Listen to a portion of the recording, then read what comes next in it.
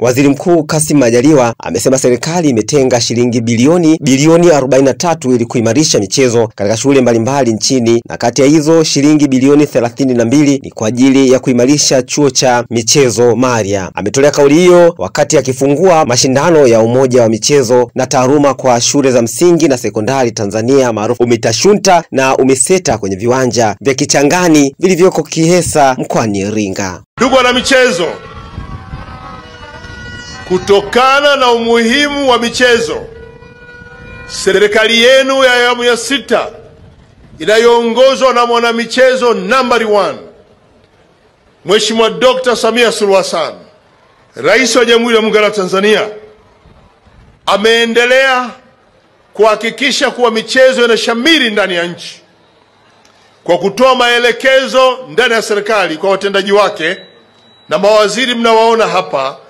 Tunaendelea kuimarisha katika ngazi zote za elimu, ikiwemo kuratibu mashindano ya michezo ya umoja wa michezo taaluma shule za msingi, lakini pia sekondari, na tumeingia vioni ili kuibua vipaji vyenu katika ngazi mbalimbali mnazoshiriki na kukuza taaluma yenu.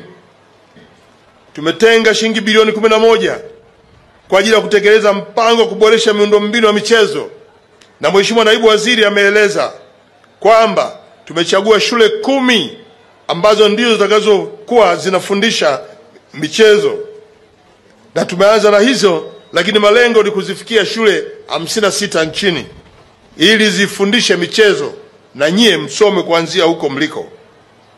Serikali yenu imetenga bilioni 32 kwa ajili ya kujenga na kukiimarisha chuo cha Maria, na Mheshimiwa Waziri wa Michezo, Sanaa na Habari ameeleza hapa kwamba chuo kile kinaboreshwa, kinaongezwa majengo mengine mapya kabisa, madarasa, mabweni, viwanja, lakini pia na nyumba za walimu, ili chuo kile ndicho kitakuwa chuo cha umahiri cha michezo Tanzania.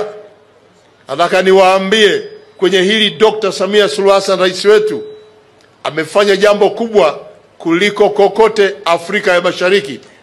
Piga makofi kwa Mheshimiwa Dr. Samia Suluhu Hassan.